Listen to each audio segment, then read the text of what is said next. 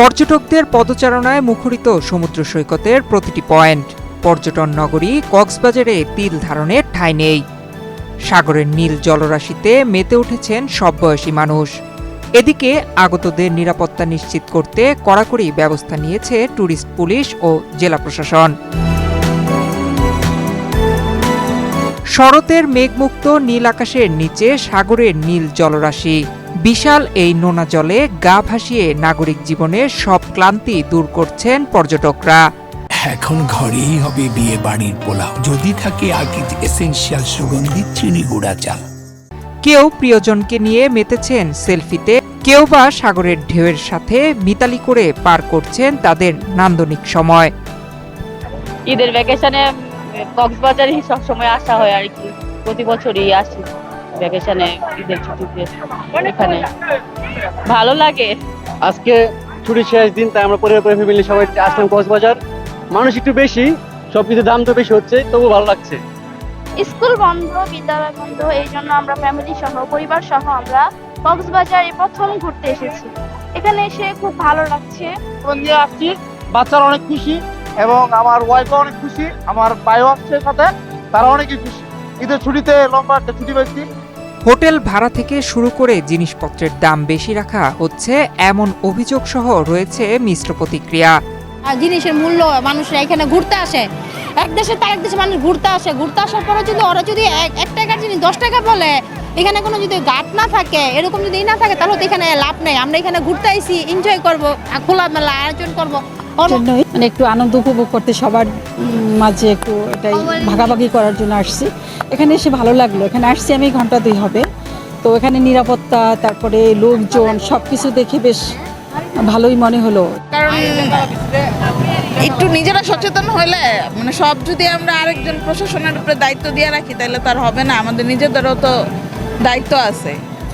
আমার বাচ্চাটা আমি একটু চোখে চোখে রাখলেই হয়। এখানে অনেক মানুষ, ও যদি একা চলে যায় আমি খুঁজেও পাবো না। ঈদের ছুটিতে এবার সমুদ্র সৈকতে রেকর্ড সংখ্যক পর্যটকের আগমন ঘটেছে। তাদের নিরাপত্তায় সার্বক্ষণিক নজরদারি রাখা হয়েছে।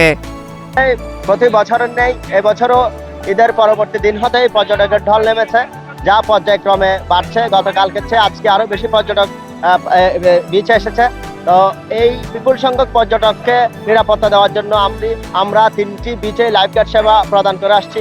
তো আমরা প্রত্যেকটা পর্যটককে পানিতে নামার আগেই এবং পানিতে নামার পরেও আমাদের অবজারভেশনে রাখছি। আমরা তাদেরকে হ্যান্ড প্যাকিং এর মাধ্যমে বিভিন্ন সেফটি মেসেজ দেওয়ার চেষ্টা করছি। ঈদের ছুটিতে পর্যটকের সমাগম ঘটেছে কক্সবাজারের পর্যটন স্পটগুলোতে, যার মাধ্যমে রমজানের অর্থনৈতিক মন্দাভাব কাটিয়ে নেওয়ার আশা পর্যটন ব্যবসায়ীদের। ঈদের তৃতীয় দিনে দেশি বিদেশি প্রচুর পর্যটক কক্সবাজারে বিভিন্ন দর্শনীয় স্থানে কানায় কানায় ভর্তি। যেহেতু দীর্ঘ ছুটি পড়েছে এবং এই দীর্ঘ ছুটির মধ্যে প্রচুর পর্যটক কক্সবাজারে আগমন করছে। আমাদের প্রায় রোজার মধ্যে অর্থনৈতিক অবস্থা খুবই খারাপ ছিল। আশা করি যে এই দীর্ঘ যে ছুটি রয়েছে, এই টুরিস্ট দিয়ে হয়তো বা আমরা আমাদের আগের সেই লোকসানটা পুষিয়ে নিতে পারবো। সমুদ্র সৈকত এবং আশেপাশের পর্যটন কেন্দ্রগুলোতে নিরাপত্তা জোরদার করেছে ট্যুরিস্ট পুলিশ। টুরিস্টের আগমন একটু বেশি, তবে আমাদের নিরাপত্তা যথেষ্ট নিরাপত্তা রয়েছে। আমাদের 3টা বিচ, বিশেষ করে সুগন্ধা বিচ, পালাতলি বিচ এবং লাবণী বিচে আমাদের 3টা টিম আছে, 24 আওয়ার্স 2 শিফটে তারা কাজ করছেন।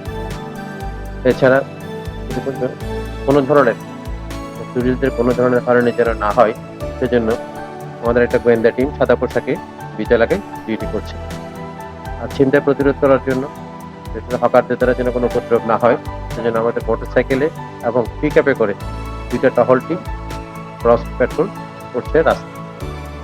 এখনো পর্যন্ত তেমন কোনো সংবাদ আসে নাই টুরিস্টদের কাছ থেকে যে তার হয়রানি বা কোনো ধরনের কোনো হয়রানি সংবাদ এখনো পর্যন্ত আমরা পাই নাই। এই ঈদে 10 লাখের অধিক পর্যটকের সমাগম ঘটবে কক্সবাজারে। চলতি পুরো সপ্তাহ জুড়ে পর্যটকে মুখরিত থাকবে পর্যটন স্পটগুলো, এমনটাই প্রত্যাশা পর্যটন সংশ্লিষ্টদের। ডেস্ক রিপোর্ট, বাংলাদেশ প্রতিদিন।